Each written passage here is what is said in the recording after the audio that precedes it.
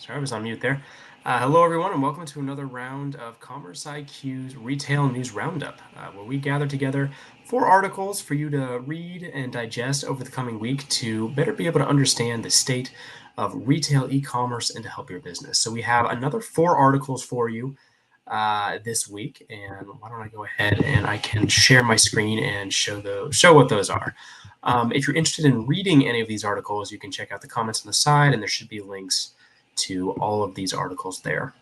The first article is from Payments, and it's why the Amazon Walmart retail battle won't be fought in the grocery aisle. And I really like this article because it gets at kind of a fundamental tension between Amazon and Walmart right now, which is that as consumers spend more on grocery due to inflation, you do have sales growth, but you also have rising costs. And Walmart is trying to offset that by increasing their sales in general merchandise. The problem is they've kind of been ceding ground to Amazon and a couple other players in the general merchandise space as a share of the total market for years. Walmart has become, they're growing, but they're growing primarily within grocery and not in general merchandise. So it's Walmart's priority to grow more in general merchandise. However, they're fighting an uphill battle against Amazon and other players to do so. Even though they're growing in grocery, costs are rising there as well, so that hurts profitability. So that's the battle that Walmart faces, and this article does a really good job of framing up that the context for that fight, as well as having a great amount of charts and data and insights here into both Amazon and Walmart and how the two stack up against each other and how their strategies stack up. So I highly recommend reading this article. Great insight into Amazon and Walmart. The next article here is from CNBC, and it's titled, "Can't Figure Out This Economy? Walmart and Home Depot are having trouble too." And this is a nice springboard off the last article because it's keeping in the theme of Walmart and trying to boost their general merchandise sales and assortment.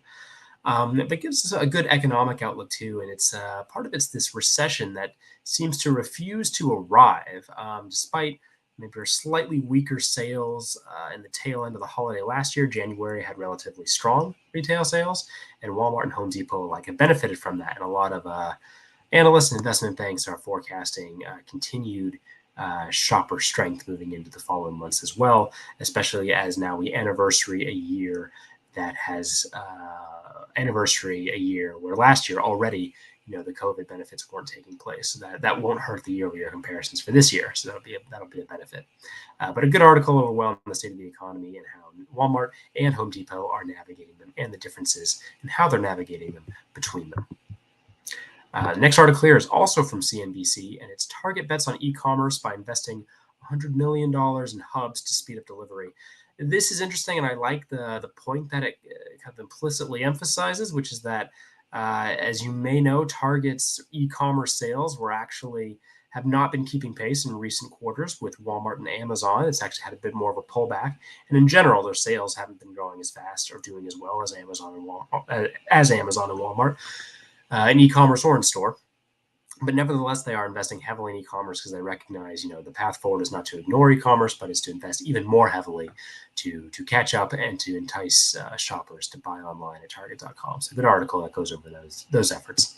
And the last article here is really more of a press release, but it's important because it really shows the future direction of Instacart, and that's Instacart launches new innovative tools designed to support grocers of all sizes. 4 different new tools that they're adding. Not just for ordering via Instacart for online, but also through Instacart's smart carts, their caper carts, which tie in more to the in-store experience and how Instacart can tie in there. That's something that Instacart is increasingly focusing on. But overall, these initiatives kind of align with Instacart's goal of making the lives of their partner retailers easier. So a good look at their future strategy here. That sums us up for those 4 articles. Again, if you want to read them, they're all off to the side in the comment section. And also, if you're interested in more Commerce IQ content, you can check out our Conversations in Retail E-commerce Management webinar series or discussion series that we run typically every 2 weeks or twice a month on Thursdays, 2 p.m. Eastern, 11 a.m. Pacific. We have one coming up this week with supply chain expert Luke Balestri. So please check out our Commerce IQ page. You can see the registration information there. It's also, you can register through the webinar section on our website and check it out. It should be very actionable with a real expert in the e-commerce supply chain space over the past 10 years, within grocery and CPG specifically. So please check that out and have a great rest of your week. And I will talk to you and present to you later.